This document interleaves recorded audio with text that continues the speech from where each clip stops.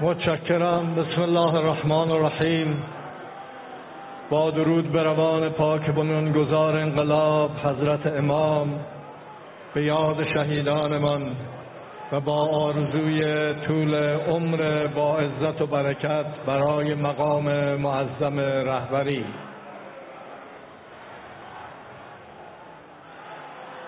الف لام را کتاب انزلناه الیک لتخرج الناس من الظلمات الی النور باذن ربهم الی صراط المستقیم. لقد ارسلنا موسی بآیاتنا ان اخرج قومک من الظلمات الی النور و ذکرهم بایام الله ان فی ذلک لآیات لکل صبار شکور. من خدمت ملت عزیز ایران عرض می کنم که در یک چنین روزی بود که انقلاب ما توانست ظلم را و ظالمین رو از ایران اخراج بکنه. فلسفه و رمز موفقیت ما حضور مردم ما بود و وحدت و انسجامی که داشت. اسلام و دین، کتاب، خدا در قرآن می‌فرماید کتاب را ما فرستادیم، پیامبر رو با کتاب که مردم رو از ظلمت به طرف نور هدایت کنه و به مسیری برسانه که عزت و سربلندی در درون آن نهفته است. و بعد در چند آیه پایینتر قرآن می‌فرماید که ما موسی را فرستادیم، دستور دادیم به موسی که قومت رو از ظلمت بیرون بیار. لقد ارسلنا موسی بآیاتنا ان اخرج قومک من الظلمات الی النور و ذکرهم بایام الله، یعنی در حقیقت از ظلمت و نور بیاره بیرون و ایام الله رو یادشون بندازه. حضرت امام اون موقعی که در 22 بهمن داشت سخنرانی میکرد و میفرمودند که امروز یوم الله، میگفت هر زمانی که انسانها برخیزند در مقابل ظلم، در مقابل جهل، در مقابل ستم، در مقابل فساد و زورگویان و قیام کنند و به خود باوری برسند، آن روز یوم الله، 22 بهمن یوم الله، چون ملت ایران، مردم ایران، از زن و بچه، کرد و ترک و عرب و عجم و لر و همه بدون هیچ فرقی وارد میدان شدند و با قدرت توانستند ظالمین رو و دست بیگانگان رو از این مملکت قطع بکنند و بیرونشون کنند. یوم الله روزی است که انسانها به این باور میرسند که قادرند در مقابل قدرت ها بایستند. اقبال راهوری یک شعری داره، من اونو پریروز در یه جلسه خواندم، امروز خدمت شما میگم، این حال روز ماست. میگفت که مانند آینه مشو محو جمال دیگران، از دل و دیده فروشوی خیال دیگران، در جهان بال و پر خویش گشودن آموز، که پریدن نتوان با پر و بال دیگران. آتش از ناله مرغان حرم گیر و بسوز آشیانی که نهادی به نهال دیگران. ما در ایران با انقلاب، با این باور که ما قادریم کشورمون رو، مملکتمون رو به اون باورها و اعتقادی که حق است و عدالت برسانیم قیام کردیم. برای برپایی حق، برای برپایی عدالت، از همان روزی که انقلاب شروع شد، اول دعوای قومیت ها و جناها و دسته ها رو انداختند. 18,000 نفر از جوانان این کشور را که جان در کفشون گذاشته بودند و برای خدمت به مناطق اومده بودند، در خیابانها با توطئه های اینا ترور کردند تا ما نتوانیم به آن چیزی که هدف نظام و رهبری و انقلاب بود دست پیدا کنیم. وقتی ناامید شدن کودتا را انداختن. وقتی از کودتا ناامید شدن جنگ رو بر ما تحمیل کردن. بیش از 220,000 نفر رو شهید کردن. بهترین جوانان را، جانگذشته ها را، عالمان رو. رئیس جمهور شهید کردن، امام جمعه شهید کردن، عالم شهید کردن. بزرگانی را از ما گرفتن که نگذارند ما بتوانیم به اون اهداف اعتقادی و انقلابی دست پیدا کنیم. امروز بعد از اون جریانات شروع کردن اختلافات رو دوباره دامن بزنن. در ذهن مردم و در روحیات مردم این باور رو میخوان تزریق بکنن که ایران ضعیف شده است. بهترین موقع است به اینا ضربه بزنیم. غافل از این که با هدایت داهیانه مقام معظم رهبری و با حضور ملت همیشه در صحنه و فداکار تمام این خوابها را به گور خواهند برد. این ایران ماست و رهبریت انقلاب که با تمام قدرت در مقابل زورگویی ها و قلدری ها ایستاده است و ما با رهبریت این رهبر عزیز انقلاب تلاش خواهیم کرد که تمام اون توطئه‌هایی که اونها میخوان در این مملکت مردم رو ناامید کنند، مردم رو به اختلاف و تفرقه بکشونند، خواهیم ایستاد. اینا تروریستن، به ما میگن شما تروریستید. 18 از بیان عدد رقم در بیارم ببینن چه کسانی رو اینا در این مملکت ترور کردن. ما تروریستیم؟ ما قربانیان تروریم. از مقام معظم رهبری گرفته، از رئیس جمهورها گرفته، از امام جمعه ها گرفته، از دانشمندان ما رو ترور میکنن. ترامپ میاد اعلام میکنه که من میخوام بیایم گفتگو کنیم. بعد همونجا که میگه گفتگو کنیم تمام توطئه‌های ممکن رو برای به زانو در آوردن این انقلاب ور میداره، امضا میکنه، اعلام میکنه و بعد میگه ما اهل گفتگو هستیم. او ادعا میکنه که ایران منطقه رو به هم زده، در صورتی که این اسرائیل که با پشتیبانی آمریکا در منطقه مردم مظلوم غزه رو، لبنان رو، فلسطین رو، سوریه رو، ایران رو، هر جا رو دلش میخواد بمباران میکنه. سازمان ملل متحد، اون لاهه که مسئول قوه قضاییه است، دادگاه بین المللی که این رئیس دولت صهیونیستی و نسل کش رو اعلام جرم میکنه و محکومش میکنه، همین رئیس جمهور آمریکا که ادعا میکنه دنبال صلح و آرامشه، از یک جنایتکاری دفاع میکنه که سازمانهای بین المللی محکومش کردن، اعلام جرم کردن. بعد آمریکا ادعا میکنه ما دنبال آرامشیم. آرامش منطقه رو کی به هم زده؟ چه کسی باعث ناآرامی، کشت و کشتار و نابودی تو منطقه است؟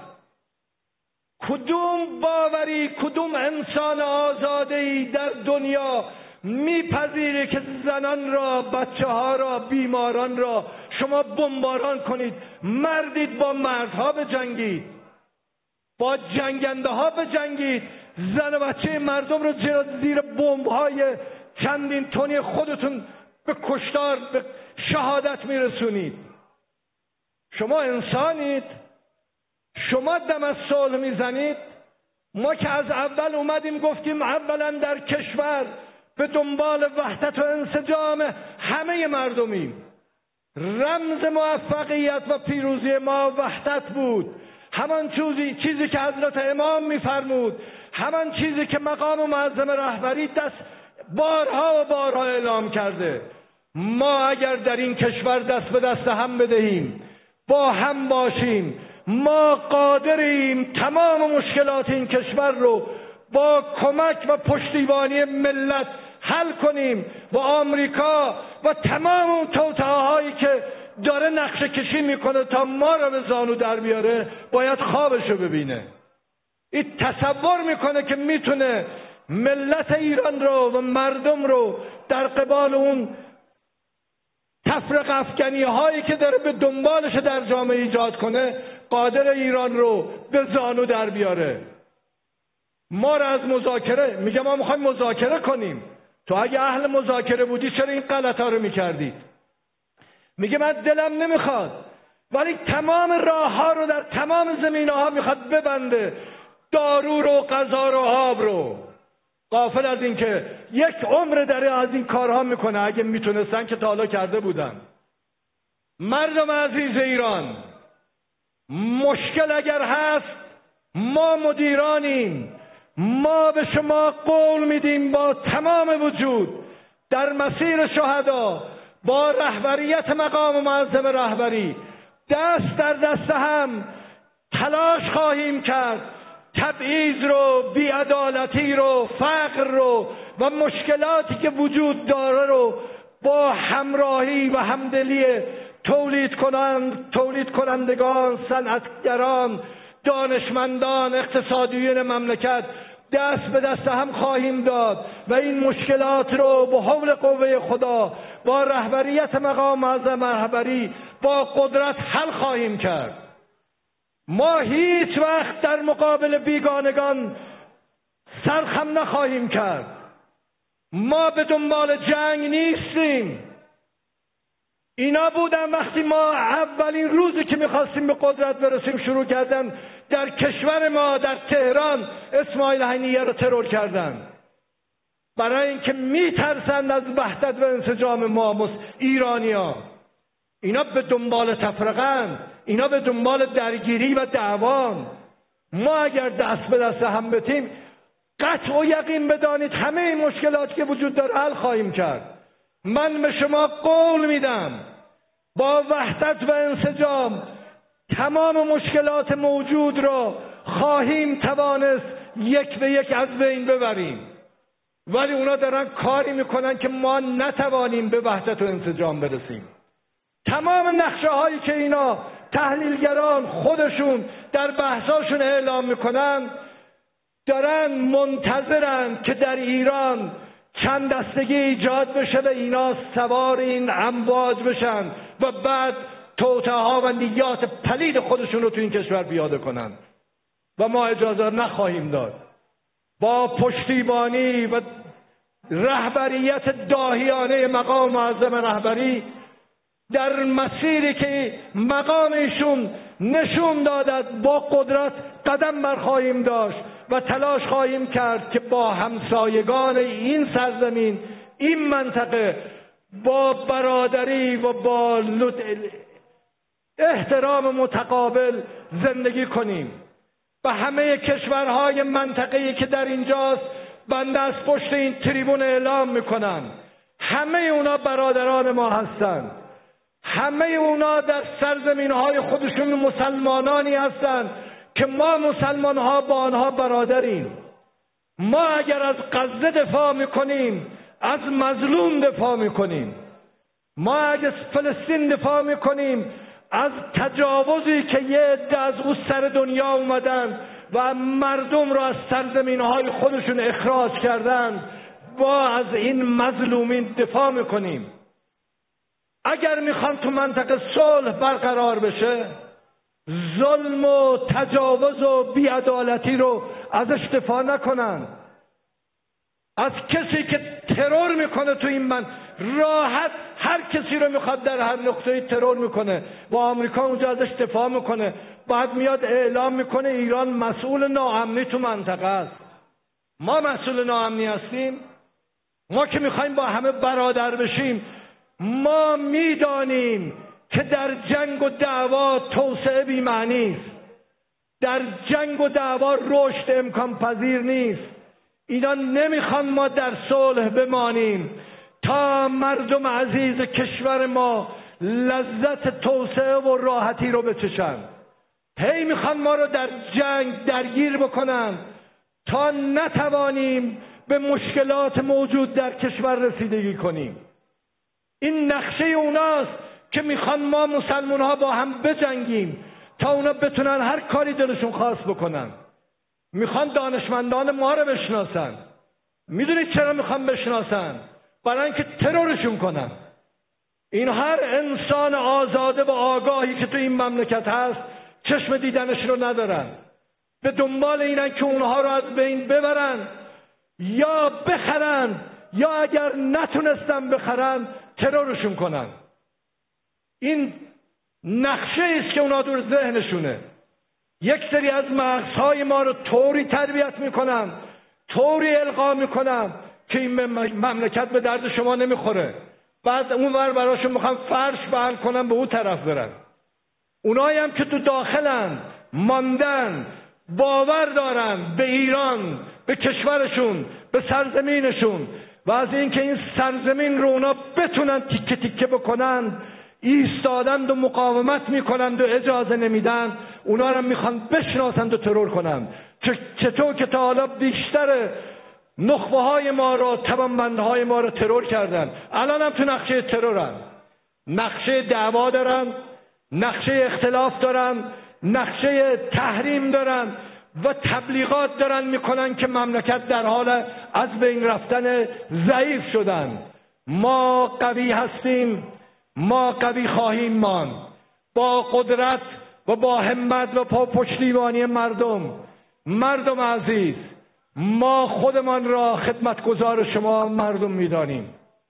ما رهبریت مقام معظم رهبری رو و کلامش رو و پیامش رو فصل خطاب رفتار و عمل کرد و سیاستهای خودمون میدانیم و قطعا در او اینا از این میترسن که در وحدت و انسجام ما بتونیم مشکلاتمون رو حل کنیم و ما گول این توطئه‌ای که اونا خوردند رو نخواهیم خورد. ما وقتی با همیم قدرت داریم، ولی وقتی از هم جدا بشیم اون وقتی که اونا میتونن نیات پلید خودشون رو پیاده کنن و ما اجازه نخواهیم داد این نیات پلید عملی بشه.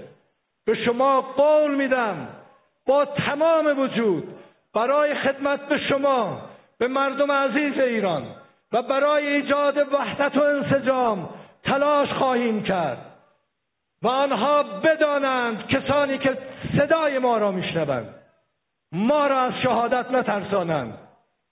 شیرین ترین چیزی که یک انسان معتقد عدالتخواه میتونه طلب کنه شهادت در مسیری است که در مقابل ظلم بایستد و به خاطر حق مظلوم در میدانها جانش رو کف دست بذاره و خودش رو شهید راه حق بشه. اونا میخوان ما را از این بترسونن. آنچه که قابل ترسیدن اختلاف دعواست و منیته و ما باید تلاش کنیم این منیت رو از درون خودمون برداریم. هر اختلاف و گلایه‌ای که تا حالا داشتیم برادران و خواهران بذارید زمین.